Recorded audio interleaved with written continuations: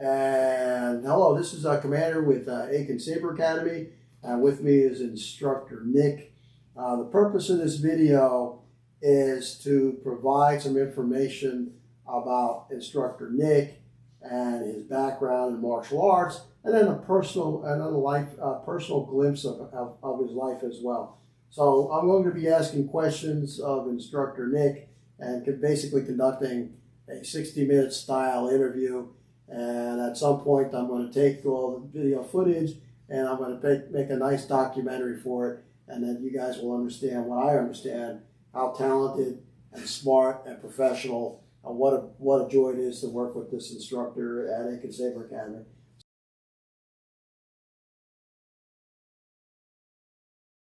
So let's just go ahead and begin.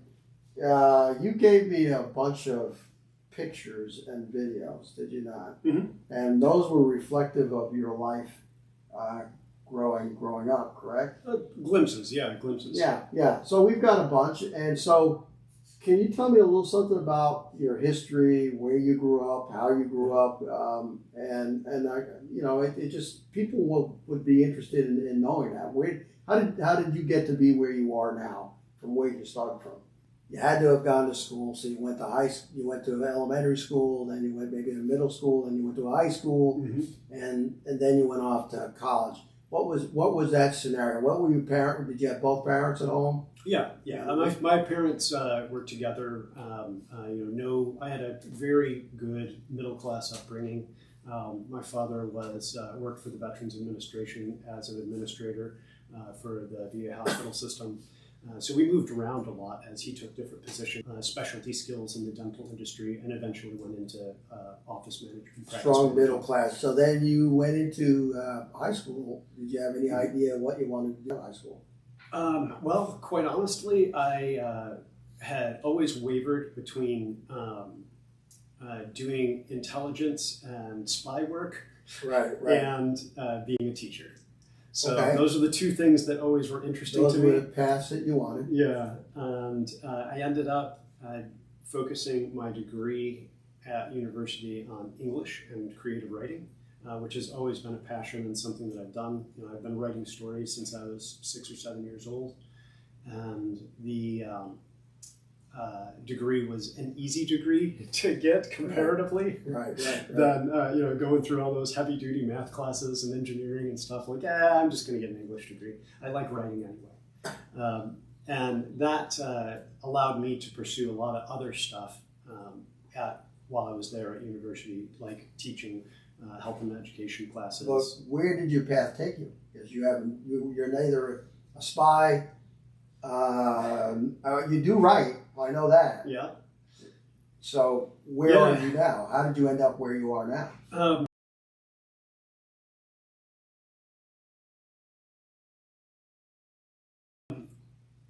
Well, I have always been interested in technology, and the job that I ended up with while I was going to school, I worked as campus security for a group called Crime Watch Escort Service. So we patrolled campus, made sure buildings were secure, and we would also walk or drive people from point A to point B after dark. And so I did some light protective and police service on those. I was trained as a bike patrol, so I learned how to do all the cool stuff that bike cops do, with the sliding takedowns on the bike and stuff like that. That was fun. Did you ever have to, break up some drunken college kids at a frat party or anything like that? Yeah. I also worked as a resident advisor in the dorms. Oh, okay. So I got free room and board for being an RA. And eventually, aside from working security and being an RA, I also had a job at a high-end computer store. So we built custom computers, usually for high-end gaming and also for business performance, like servers and stuff like that. So I had a technology and sales background, and I eventually, after a few extra years, graduated from university and took a trip with my best friend around the country. We just decided to tour for 6 weeks. And as part of that tour, he went and met a bunch of his friends in Silicon Valley. So we went and met them. As we were driving into Silicon Valley, I see places, there's many businesses who still aren't around today, but like there's companies that I recognized, pieces and parts of equipment and software that I used, that I installed, that I built. I'm like, this is where it all comes from. Well, that's interesting. Oh, wow. I'm like, okay, I'm coming back here. Like, this is where I want to be. So I used the last of my savings and purchased a one-way truck out to Silicon Valley, moved into my friend's closet in Oakland, and started applying for jobs. And I knew that I was looking for something in sales or technical service or support. I had 3 job offers when I finished up like the week of applying and interviewing. Third one was for this a very small company called Hotmail, which at the point in time was still independent. They hadn't been purchased by Microsoft yet. And Hotmail was looking for employee number 40. I think it was like 44, employee like number 44, for technical service and support. But what they were going to pay me was less than I was making in Columbus, Ohio. And in Columbus, Ohio, my rent at that point in time was $150 a month plus utilities. Sure. For a room in a house. And in San Francisco at that point in time, my base rent was going to be $1,200. And that's back in the day. That was back in 1996. Right, that's ridiculous. Yeah, so it was literally almost 10 times as expensive. I'm like, I can't make less than I made in Ohio and have to pay 10 times more for my cost of living. I just can't do it. I'm like, well, we're going to give you these things called stock options. You'll be fine. Just take the options. Like, yeah, I need cash, man. Yeah. So I went to the job and recruitment company that was offering cash, and I started making a lot of money. That was awesome. Later on, 2 years later, I met somebody who's employee number 28 at Hotmail, and he didn't ever have to work again in his life. I got into sales and technology, and I've had a very good career in the recruitment industry, but I've always gone back to that security thing. I started volunteering with an arts and festival organization called Burning Man and became a security and safety ranger for them. And would go out to the desert for a week and do safety security. Very, very cool. And bike patrol stuff, and so I kept that up throughout my life. So what company? You don't need to say the name of the company, but what do you do for the company you're at now? Is this the final company? Yeah. So now, eventually, I did a variety of different recruitment industry jobs, specifically online, types of stuff, and. I have been involved through my business in different security initiatives at the company. And I got trained because of my interest and desire and stretching my skills. I'm like, hey, I need more new skills. Let me learn this other stuff that you're doing. I want to figure this out. I would go to classes and train in security initiatives, both physical and environmental security. So like hand-to-hand as well as practice for organizations and groups, and try to do one of those classes every year or two. So I continued that as well. And then now all of a sudden I realize all the stuff that you've been doing is a shoe-in for business security. And I, a little over a year ago, took a jump and switched over. Instead of doing recruitment industry-related stuff, I started to focus on my security background.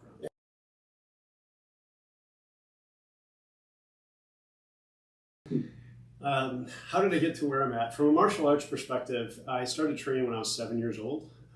Some 8th grade bullies showed up at the playground and threatened me. My sister said something to me, which at age 7 hit very, very deep and became a core element of who I am as a person. She said, "I'm glad that I was able to help you, but who's going to be around when I need help?" And it's like, I can't do that. I'm only 7 years old and I'm like so tiny, and I guess I better figure out how to do that so that I can be somebody who can protect others and help others as well. And I signed up for karate at that point in time. It wasn't all that exciting or anything, but it started a foundation of physical movement facility. I never really stuck with it for a long period of time. I was always more drawn to playing with sticks and swords and things as opposed to fists and feet. And then when I was around 16 and had a car, I started driving and was able then to kind of pick and choose what I wanted to do to a greater extent. With the wheels becomes a little bit of independence and autonomy. And I started taking karate lessons again. And one of the areas in Cleveland where I was connecting to was put together by Case Western Reserve University. It was a big, huge community platform. There were thousands of users on the platform from the Cleveland area. It was huge for the time. And there was someone who was talking about looking for martial arts students. It was like, oh, well, yeah, I'll go meet you. And this eventually became my sifu in traditional Chinese martial arts.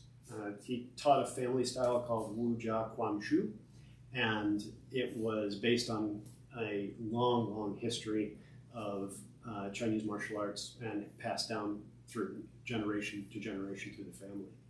So after some application and testing out, had to spar with one of the students, the whole bit, I was adopted into the school and had Kung Fu brothers and was trained in a traditional Chinese martial art as a result of that. Well, how big was that school? It wasn't. It was a backyard. It was a backyard. So how many students? 3. 3. So you got really personalized training Yeah. in the art. Yeah, and when I graduated from high school, I ended up attending the Ohio State University, and I would drive back every 3 or 4 weeks to Cleveland and train on Sundays. So I'd get breakfast on Sunday morning, hop in the car, drive up to Cleveland. It took about 3 hours to get there. And then I would train for 4 or 5 hours with Sifu, and then head back home to Columbus, driving 3 hours back. Well, that's certainly a lesson in dedication. Yeah. There's not very many people who do that. The Sifu must have been a heck of an instructor. Well, you want to do that. What I was learning was something that wasn't really something that everybody else was learning. And one of the key things that we learned was the 25 sword ways of the family style. And that kept me going. I was like, I'm finally learning stuff that I like. And my Sifu, like yourself, was very well respected in this community, was very connected to a lot of the other schools and social organizations. So, I would have to go to all these different Chinese New Year's celebrations with him and help put on events with him. And so I met a ton of people. Go back for so did he have a ranking system at all? No. So that was a very traditional way to train, which is that I learned a move, and until I mastered that move, I didn't learn the next move. It took me probably 3 months to learn the first movement. Wow. Now, there's only 10 movements, 10 basic movements. But learning that first one and getting the principles of the system down, it took a long time. And then after that, I started learning move 2. And then when you start figure that one out, then you learn move 3. So you're practicing these moves hundreds and hundreds and hundreds of reps, just over and over, and fine tuning and figuring out how and where to apply. Did you get, if you had to place yourself with a ranking equivalent, where would you place yourself? When he enrolled me in a tournament, just like Miyagi did with Danielson, I was enrolled at the black belt. Oh, wow. That's so impressive. I was fighting at the black. He was like, "No, you fight at the black belt." Yeah. Okay. And how'd you do in the tournament? Oh, you know this, but I'll tell this to the listeners. I never won an official bout until I started fighting in Saber. So I lost every tournament and every bout that I participated in when I was doing tournament fighting. Yeah. But there are all opportunities to learn. Yeah, part of it was that I really my heart just wasn't in that type of competition. And Right. I think subconsciously I knew that I didn't really want to hurt people, and I hadn't figured out that I can practice my techniques and not hurt people. When I was at the Ohio State University, I started teaching there as well. I was able to start assisting with other instructors, and eventually we developed a 40-hour self-defense course that was taught at it was a 500 level course, so it wasn't something that anybody could take. You had to actually apply to get in. It was considered a graduate level course. And that course used extensively the fully armored Redman suit, which is used for tactical simulation and for training scenarios. So did the safety and security course actually taught techniques that would actually injure your stopping thoughts.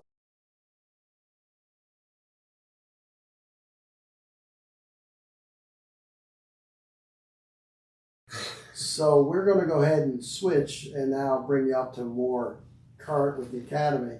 Yeah. And you've been with the Academy about a little over 2 years. Yeah, since 2020. Yeah, so I've got a couple questions. Sure. 3 questions. And you can take them in any order you want. How did you find the Academy? What made you decide to join it? And has the Academy been a positive experience for you? So that's the 3 questions.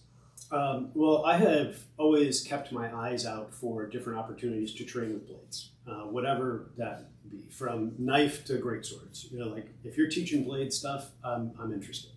And I had been open to finding an organization and a group to train and work with since I came to the CSRA. And I found some like self-defense groups and stuff that were cool. I liked. I was like, yeah, I would recommend you. I'd go there. But that's not really what I'm interested in. You know, like I want to do sword stuff, and I want to do knife stuff. And the aspect of my life where I write and sell tabletop games and Dungeons and Dragons stuff and all that jazz. There was a convention here locally in Aiken, and I was like, oh, I need to get a booth there. So I got a booth, and they signed up for a couple of panels, and I saw that the Aiken Saber Academy would be doing a demonstration at the event. I was like, oh, what's this? Well, and sure enough, it turned out to be LED sabers, and I was like, all right, yeah, I'm going. And the next week, I showed up at class, and he said, you want to go fight? I was like, I can't next weekend, but maybe the next tournament, which I did. Yeah, since you all were demoing at the local game nerd convention, I decided that I would definitely check you out. When you I believe that when you open yourself up to the universe and you make it known and you say like, hey, I want this in my life, that it's delivered. And I made that decision and I was like, all right, I got to find a group now. And all of a sudden your name appeared in front of me. Well, that's brilliant. So then, how's the experience been? Oh, it's great. 2 years into this. Yeah. Sometimes it's a little difficult to get a word in edgewise over the other instructor, but aside from that, it's really great. The old man, that just comes with the age. We never shut up. We want to hear ourselves. Yeah, being able to work with Commander, well, we're going to talk about Commander here in a bit. Okay. So the Academy itself, it's set up for success. And like being able to work in the community center that we're in with a large gymnasium with a full wall of mirrors that runs the entire gymnasium with floor mats, it's climate controlled. The facility is amazing. Second to none. Yeah, and I mean, that alone, when you look at our classes versus when other people post classes and they're in a park or on a tennis court or, very few of the places outside of some of the, SMAF and professional organizations have dedicated or good facilities that we have. So that alone was just like, when showers on site, holy crap, there's a shower facility on the site. Double win. Like, how can you get better in terms of the actual environment and location for activity? Like, you really can't. So the facility that we work out of, having your name up on that marquee of Aiken Saber Academy, Fridays 5 to 8, flashing as you're driving down the busiest road in town, it's awesome. It's we've got a really great deal there. That's for sure, and it allows us, of course, not to have to lease or be somewhere else and charge. So, how do you feel about what our mission is as an academy? The ability for the Academy to embody those characteristics and the philosophy of having a low cost, low equipment, low barrier to entry into the sport is important to me. I think that that's a great way to go. Not everybody has disposable income and can buy a lightsaber and the equipment necessary. And I know that when I personally got involved and started laying out dollars for equipment, I'm getting geared up to fight in a heavy grade league. It was $1,000 of equipment. I spent $1,000 to get suited up, and I'm getting good equipment, but at the same time, that's not an insignificant expenditure. It's been quite a bit of money put into it. So when you can do that for our sport and for our system at the the $200 to $250 range for everything, helmet, gloves, and saber, that's all you really need. That's a good thing. I appreciate that from the approach and the value of being able to do that with the system of the sport. And would you recommend that? But that's not workable for everybody. The kind of situation we have. No, it's not. Yeah, it's not. But taking the approach of teaching of that low cost barrier to entry, that I think is something that everybody could adopt. And yes, will you be able to fight every style in every league? No, you won't. But you would be able to get a good base, just like we teach our students. We're preparing you for whatever other type of weapon fighting you want to do. If you want to go and get fully metaled up and do night MMA, you've got a base to be able to build from. If you want to go and do a more Olympic style fencing, you've got a base to build from. If you want to go and do heavy grade national tournament stuff, you've got the base to go. That's our hope. So along those lines, I've got 3 more questions for you. Number 1, were you surprised when we made you an instructor? 2, what's it like being an instructor? Is it fun? How's it working with the students? And number 3, what do you consider the most important aspect of being an instructor? So it's 3 You're going to have to recite this, say those again. Right, so the first one, were you surprised by being made an instructor? Okay. So I was, but I wasn't. The actual event itself was a surprise. But the writing is on the wall, I guess, because I had already been running some classes and doing some segments for you, which is, the trial, right? I was being tried out. And I guess I passed those. So when the moment happened that you and the founding Jedi of the Academy said, I think it's time. I didn't know when that moment was going to be, but I knew that I was being tested. You can see it coming. Yeah. And the other thing is as you point out, and this is not trying to humble brag, I know that this sounds arrogant, but typically most organizations that I get involved with, I end up with some level of responsibility. Yeah, you're a quality person. So I'm not surprised. That's why I'm not surprised. Right. You have to, one of the important parts of being a human being is you have to really realize your self-worth. Too many people have a low opinion of their self-worth. Mm-hmm. You have to have a realistic view of that. You can't help anybody else if you can't help yourself. Right. So saying I'm a talented, creative, smart individual, there's nothing wrong with that. That's not being humble. It's just a fact. And so when you're looking for other people, and you obviously have hired other people, as I have, that's exactly what you're looking for. So no, you're not humble bragging at all. You're actually being humble, and you're just stating a fact. Yeah, so that's a thing that both my spouse and I, and some of my friends and I, that we talk about a lot. Is that you have to know what your strengths are, and you have to be able to capitalize and use those strengths so that you can be successful and grow and do things in your community and in your world. Which is something we try to pass on to our students. So question number 2 is, what's it like being an instructor at Aiken Saber Academy? Are you having a good time? Oh, yeah. How is it working with the students? Yeah, it's great. The number of students continues to grow, and that's what you love to see for any school. Is growth and consistency in the attendees that are coming, and I think that we've definitely accomplished that. It's great to see those folks, and when they decide and go on and move on to other things like cars, jobs, and girlfriends, like that's great. It's nice to see that as well. Yeah, Like you're leading your life. I don't take those things personally. I see that as again growth and opportunity. Exactly. And so it's nice to be able to see like some of the students come in, develop their skills, facility, and awareness and confidence, and then be able to move on to jobs, school, careers, relationships, and be successful in those as well. Right, and that's important. But they'll always have memories of Aiken Saber Academy and the lessons we taught. So the other thing I'd say about working with the students and being an instructor, from a practical standpoint, having class 1 day a week is very easy and manageable. Like I have a full week to ponder around on what I'm going to do and what I'd like to accomplish and what we need to build on or reflect on from the previous week's class. And sometimes the students will say like, yeah, I'd like to work more on this. Like, okay, cool. Yeah, we can definitely fit that in. So you can build the class pretty easily. You can figure out how to fill the time pretty easily.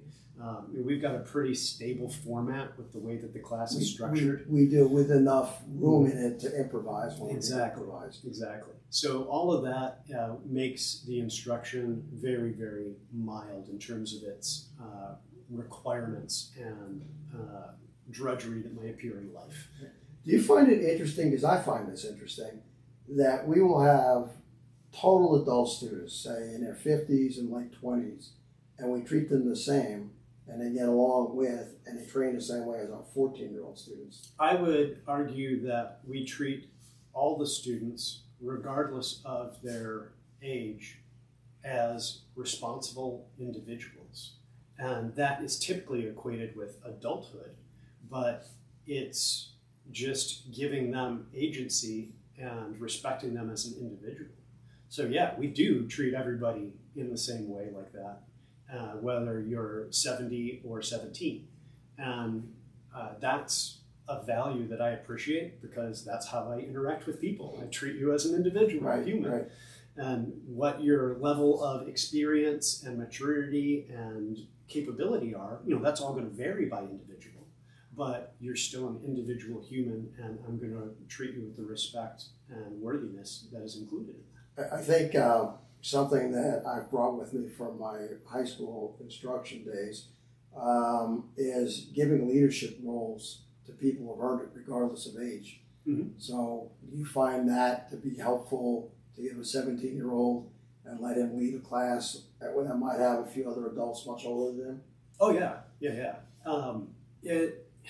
So one of the things that is important to me is the aspect of mentorship in development. The final question was, what do you consider the most important aspect of being an instructor? It goes back to that treating people as an individual.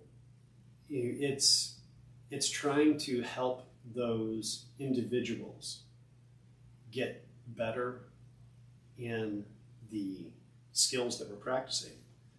But like we were talking about in terms of the values, and we recently spoke about the core values of the system, link to video here, and it's a way to develop awareness, and that's something that not a lot of people in our world have of themselves.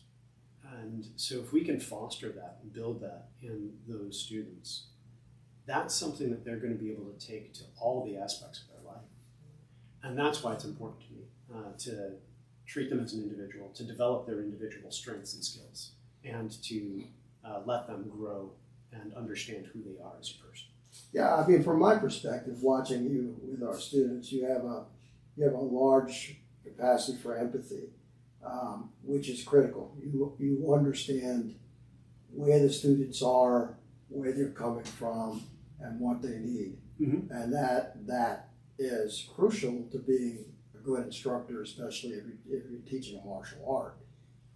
You are not. Thank you. You are not ego-driven in any way, shape. You're student-driven. You're customer-driven, and that's what we want to pass on to our next group of instructors when they start coming up. And so far, they're showing that. So I think you've done a good job there, and I think you are prepared. It's going to be interesting to watch you go to another school and pass that on to your new instructors. So I think that has been well, just like when I showed up at the Saber Academy. You know, like my cup's empty. I'm not trying to push anything. I'm just there to learn, and as I learn and demonstrate capacity and facility with the systems and the stuff, you know, we'll see what happens. right. So we're starting to come close to the end of the video. First of all, what do you think of our system? Oh, the SID system, Saber Integrated Training System, in comparison to, because you're very familiar now with all the other rule sets and all the other training systems in the lightsaber community in the world. Yep.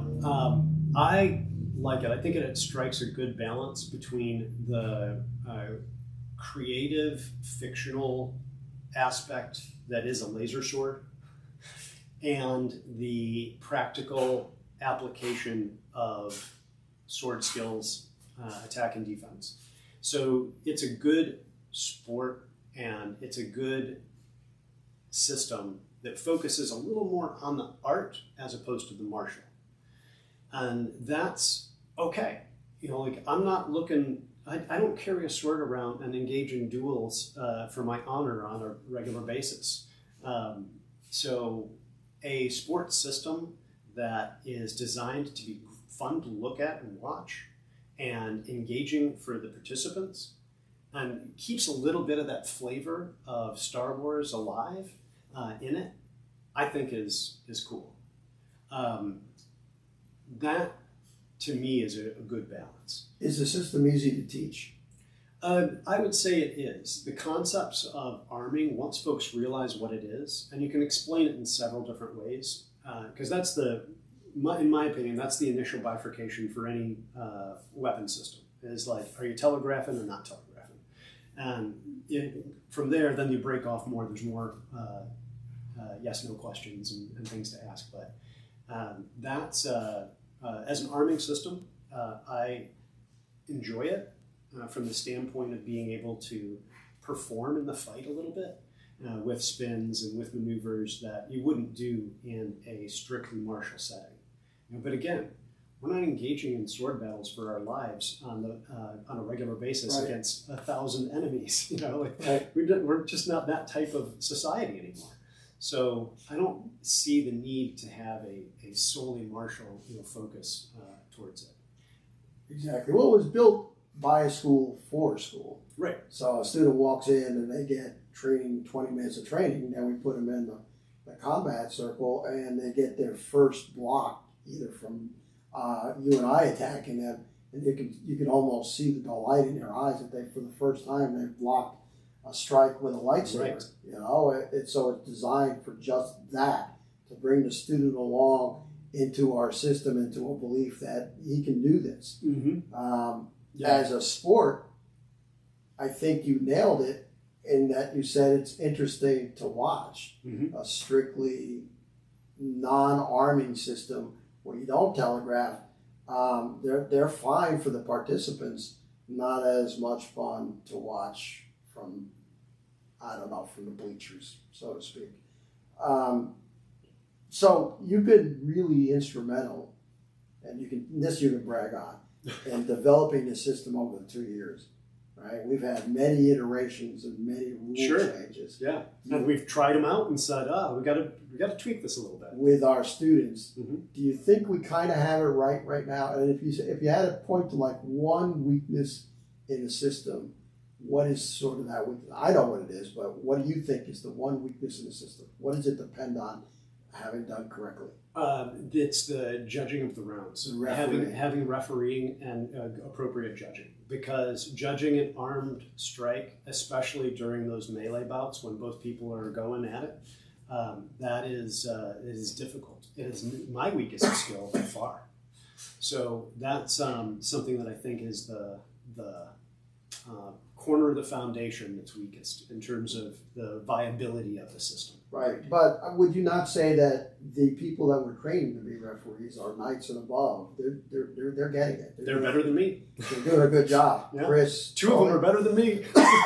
Chris, Tully, Jared are doing a fine job, and even Sam is coming along with it. And that is nice when one of them is standing in the ring just to see what they're calling as well. And they're like, yeah. I'm like, oh, 2 on that? I'm like, okay. Yeah, I didn't quite see if it was shoulder, arm, or chest. So they got the better angle for the chest hit under there. Yeah, we'll go with the 2 over the 1 for the arm. It so builds their confidence. Yep.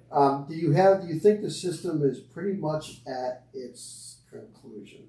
I hope not, because that means it's dead. So no, I hope not. But does it need any major reconstruction or refurbishment? Not at all.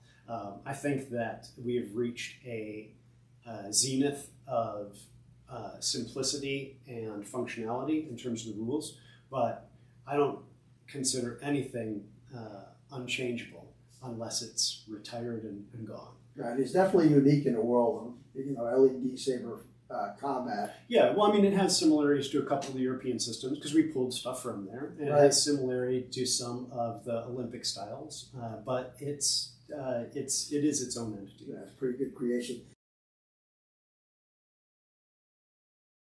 So this is probably going to be the last question of the night, and I have video to go along with this question. Oh boy. Let's see which way to go.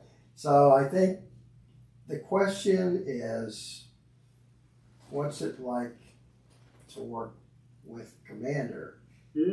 What's it like to fight Commander? You promised that one earlier. I did promise that. As we were saying earlier, the ability for us to play off of each other and use each other's strengths and weaknesses and to complement and bolster is really good. This is one of the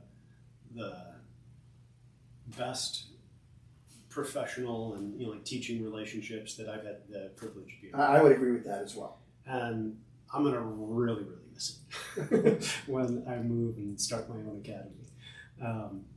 It's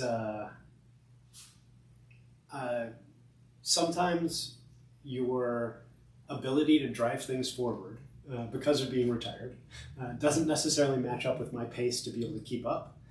So that's the place where I sometimes feel a little lacking in that, like, oh man, I wish I had more time to put into this. Right, that's right. But that's understandable. Right. And I'm a pit bull kind of personality. Yeah. So I think from that standpoint, if I had to say like where I could have done better would be to work a little more on that. Right. But sometimes I also have to say like, hey, I can't do that now. Here's my timeline, and that's the way that. Right, but we've done pretty good with texting back and forth. Oh yeah, class now. We totally established that.